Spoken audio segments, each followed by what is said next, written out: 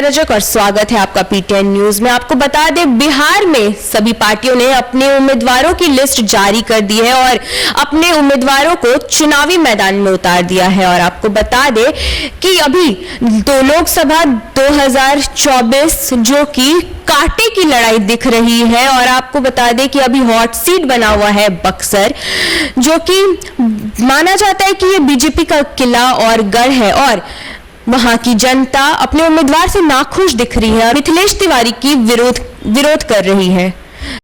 आइए हम बात करते हैं अमन से, जो कि अभी फिलहाल में ही बक्सर से लौटे हैं। तो जानते हैं बक्सर का मिजाज क्या है और मिथिलेश तिवारी को लेकर के बक्सर की जनता क्या कहती है। तो अमन, सबसे पहले बक्सर से बीजेपी उम्मीदवार का लोग विरोध कर रहे हैं, उस पर आपका क्या कहना है? देखिए, विरोध तो हर बार होता है, हर बार के चुनाव में विरोध होते रहता है और विरोध स्थानीय लोग करते हैं ताकि बाहरी लोग को अंदर बाहर होते ही रहता है। पिछली बार भी देखिए, अश्विनी चौबे भी जो थे उनका भी विरोध लोग कर ही रहे थे कि बाहरी उम्मीदवार हैं, हम नहीं अपनाएंगे। लेकिन हुआ वही जो बीजेपी पार्टी चाहती थी। और देखिए, विरोध करने का मतलब ये नहीं है कि उनके बीजेपी के उम्मीदवार जो मिथिलेश तिवारी हैं वो हार गए। 2-4 दिन विरोध होते रहता है और होगा, विरोध होगा, सपोर्टर भी होंगे, अगेंस्ट भी होंगे, सब लोग होंगे, विरोध होगा और 2-4 दिन में ये विरोध थम भी जाएगा। देखिए, आप पहले ये देखिए, जो बीजेपी के उम्मीदवार का लोग विरोध कर रहे हैं, क्यों कर रहे हैं? सुनना माना ये जा रहा है कि वहाँ के स्थानीय लोग लोकल उम्मीदवार मांग रहे हैं। तो आप अगल बगल में देख लीजिए ना यार, पूरे मगध में, पूरे बिहार में देखिए कहाँ पर लोकल स्थानीय उम्मीदवार हैं। बक्सर का ही देखिए, अश्विनी चौबे क्या बक्सर के थे? नहीं। क्या आरा के आर के सिन्हा बक्सर के हैं? नहीं। देखिए, ऐसा नहीं है। बीजेपी ने अगर कुछ निर्णय लिया है तो कुछ सोच समझ के ही निर्णय लिया है। और बीजेपी कोई छोटा मोटा पार्टी नहीं है कि कुछ लोगों के अगेंस्ट करने से, विरोध करने से बीजेपी अपने निर्णय को तुरंत बदल लेगी, ऐसा नहीं है। अगर बीजेपी ने मिथिलेश तिवारी के नाम लिस्ट में रखा है तो कुछ ना कुछ सोच समझ के और विचार विमर्श करके ही रखा होगा, ठीक है? तो विवाद होते रहता है, विरोध भी होगा और लोग करेंगे, ऐसा कुछ नहीं है। अभी आनंद मिश्रा का भी नाम उठ रहा है कि आनंद मिश्रा बोल रहे थे कि उनके साथ भी धोखा हुआ है। देखिए, धोखा क्या हुआ है? क्या बीजेपी ने थोड़ी उन्हें बोला था कि आप वीआरएस दे दीजिए, हम आपको बीजेपी से टिकट दे देंगे? नहीं, ठीक है। हाँ, अगर आईपीएस आनंद मिश्रा सिंपैथी लेने की कोशिश कर रहे हैं, अगर ऐसा जैसे आप बोल रही हैं, तो ऐसा नहीं है। कब तक ये संतावना, कब तक लोगों से लेके बात करते रहेंगे? ऐसा कुछ नहीं है, धोखा कुछ नहीं हुआ है। अगर वो चुनाव लड़ना चाहते हैं तो अच्छी बात है, पढ़े लिखे आईपीएस ऑफिसर भी हैं, तो अच्छी बात है कि एक पढ़ा लिखा उम्मीदवार अगर बक्सर से चुनाव लड़े तो ये बक्सर की जनता के लिए और पॉलिटिक्स में ये अच्छी बात होगी। और अगर है, उनके अंदर काबिलियत है, बक्सर की जनता उन्हें अगर प्यार करती है तो वो आए, मैदान में उतरे, चुनाव लड़े, ये अच्छी बात होगी। ये लेकिन ये धोखे वाली बात को अगर वो लेकर आगे बढ़ रहे हैं कि धोखा मिला है, तो ये गलत बात है। ऐसा कुछ नहीं है, धोखा ऐसा कुछ नहीं है। सर, हमारा अगला सवाल है आपसे कि बक्सर के लोग भी आनंद मिश्रा की मांग कर रहे हैं।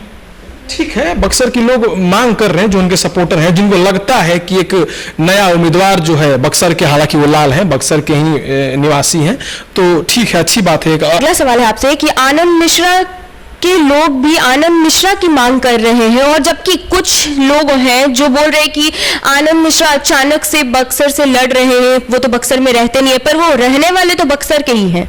देखिए, हाँ, बक्सर के हैं वो, और वीआरएस दे के वो पॉलिटिक्स में, राजनीति में घुसना चाहते हैं, और हालांकि तैयारी भी पूरी मूड बना रहे हैं। लेकिन देखिए, बक्सर की जनता का बोलना भी सही है कि अचानक से वीआरएस दे के पॉलिटिक्स में उतर रहे हैं, क्योंकि बहुत लोग ऐसे बक्सर की जनता है जो उन्हें करीब से नहीं जानती है। और आनंद मिश्रा भी, बहुत बक्सर की जनता ऐसे हैं जिन्हें वो नहीं समझे हैं, ना उनकी कोई आपसी मुलाकात भी अभी उतना हुई है, क्योंकि बहुत दिन नहीं हुआ उन्हें वीआरएस देके पॉलिटिक्स में एंट्री करते हुए। तो जरूर सवाल भी उठेगा, और जो बक्सर की जनता जो उन्हें डिमांड अगर कर रही है, मांग कर, जैसा आप बोल रही हैं कि उनका डिमांड हो रहा है, तो अच्छी बात है ना। एक पढ़ा लिखा आईपीएस ऑफिसर जो युवा अवस्था में ही अपनी नौकरी अगर छोड़ के अगर पॉलिटिक्स में आके लोगों की सेवा करना चाहते हैं, तो क्या दिक्कत है? बिल्कुल सही बात है। लेकिन अब देखना है कि अगर उनमें दम है, अगर उनमें दम है तो वो दिखाएं कि बक्सर की जनता उनसे प्यार करती है, प्यार करेगी, और अगर नहीं करती है तो फिर वो अपने आप में देखें कि क्या है। अगर बक्सर की जनता उनको सच में डिमांड कर रही है तो आने वाले चुनाव में परिणाम भी दिख जाएगा कि बक्सर की जनता क्या चाहती थी।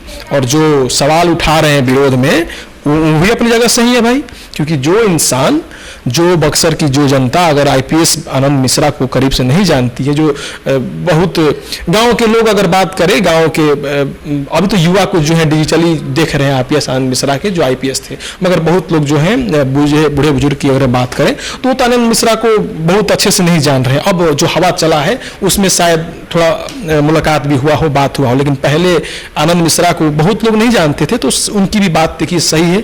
जाहिर सी बात है, सवाल उठेगा कि कोई भी अचानक से आके कैसे उम्मीदवारी का दावा ठोक सकता। चलिए अब हम बात करते हैं कि आनंद मिश्रा के आने से बीजेपी का मुकाबला बढ़ेगा, क्या कहना है? देखिए बीजेपी, आनंद मिश्रा पहली बात तो देखिए ब्राह्मण है, और बक्सर, जैसे आप शुरू में ही बोली कि बक्सर जो है बीजेपी का गढ़ है, और है बक्सर बीजेपी का ब्राह्मण और उच्च जाति का ही गढ़ है, किला है। क्योंकि देखिए सीधी बात है और जाहिर सी बात है, कोई भी यादव लोग और ऐसे लोग बीजेपी को वोट, मेरे जहां तक लगता है, मुझे जल्दी नहीं देंगे। तो सीधी बात है, बीजेपी से अगर बीजेपी मिथिलेश तिवारी को उतारती है, उसके अगेंस्ट में, विरोध में अगर आईपीएस आनंद मिश्रा खड़े होते हैं चुनाव में, तो सीधी बात है बीजेपी के लिए थोड़ी सी मुकाबला परिस्थिति थोड़ा सा गंभीर हो सकता है, क्योंकि आईपीएस आनंद मिश्रा ब्राह्मणों का, राजपूतों का, बड़े लोगों का वोट काटेंगे। तो ये बीजेपी के लिए चुनौती भरा, हम कह सकते हैं, थोड़ा सा ये जो परिस्थिति है वो बना सकते हैं और बन जाएगा। सर बीच में आपको काट रही हूँ, आपका कहना है कि यादव या अन्य जो छोटे जात के लोग हैं वो छोटे जात, हाँ मतलब जो आरजेडी सपोर्टर हैं, यादव लोग की मैंने बात की, यादव जो लोग हैं, जो यादव लोग हैं वो बीजेपी को वोट नहीं देंगे, ऐसा क्यों सर? अगर कोई अच्छा काम कर रहा है तो वो बीजेपी को वोट क्यों नहीं देगा? देख लीजिए ना, कहीं भी देख लीजिए आप, मैं भी बक्सर से आया और बक्सर के बहुत लोगों से बात किया, खासकर यादव लोग से भी बहुत लोग से बात किया। उनका तो कहना, उनका काम है, मेरे पास वीडियो क्लिप है भाई, बोलते हैं मेरा काम ही है आरजेडी को वोट देना।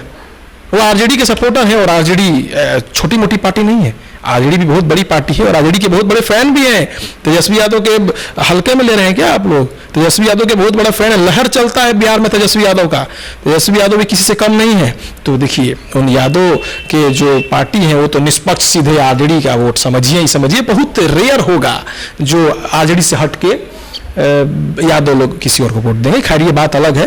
अगर बात रही बक्सर बीजेपी में, तो बीजेपी, आनंद मिश्रा के आने से बीजेपी में थोड़ा सा मुकाबला बढ़ेगा और परिस्थिति गंभीर होगी। आखिरी सवाल है आपसे कि बक्सर को बीजेपी का किला माना जाता है, क्या ये किला टूट जाएगा? देखिए कहना मुश्किल है, मुश्किल से एक बार ही बक्सर में बीजेपी के अलावा सरकार बनी थी किसी बीच में, लेकिन बीजेपी जो है देखिए एक्चुअल में गढ़ है, बक्सर जो है बीजेपी का ही गढ़ है, और किसी के कहने से, किसी के विरोध कर देने से ऐसे बीजेपी बक्सर को नहीं छोड़ने वाली है। तो ये कहना मुश्किल है कि बक्सर जो बीजेपी का गढ़ है उसका किला सिंधमारी हो सकता है, टूट सकता है, इसमें मुश्किल है कहना, ऐसा कुछ नहीं हो सकता है। देखिए पिछले में अश्विनी चौबे का कितना विरोध हो रहा था, पूरे खुलेआम लोग विरोध कर रहे हैं। इवन मैंने तो देखा था कि लंबे लंबे बड़े बड़े पोस्टर छपते थे कि अश्विनी चौबे लापता है, तंज में, व्यंग्य में, लेकिन फिर भी अश्विनी चौबे ही थे। अश्विनी चौबे रहे सांसद बक्सर के, और सारे जो काम थे वो सोचते थे अपने जहां से वो थे। तो फिर भी लेकिन बीजेपी अश्विनी चौबे को उतारी और अश्विनी चौबे सांसद रहे। और ये इसलिए नहीं कि अश्विनी चौबे थे, क्योंकि वहां बीजेपी था, और बीजेपी के नाम पे बक्सर की जनता, बक्सर की आवाम बीजेपी को ही जिताती है और बीजेपी को ही जिताएगी।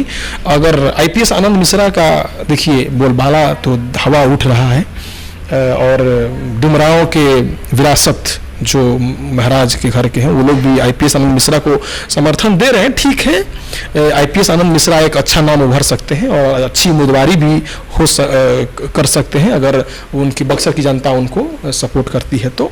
लेकिन बक्सर का जो बीजेपी का गढ़ कहा जा रहा है उसमें सेंधमारी करना इतना आसान नहीं होगा। आप सुन रहे थे अमन को, उन्होंने कहा कि बक्सर के किले को तोड़ना इतना आसान नहीं है और आईपीएस आनंद मिश्रा के आने से बीजेपी का मुकाबला मुकाबला बढ़ सकता है। तो आगे की खबरों के लिए बने रहे पीटीएन न्यूज के साथ। चैनल को लाइक, शेयर एंड सब्सक्राइब करना ना भूलें। धन्यवाद।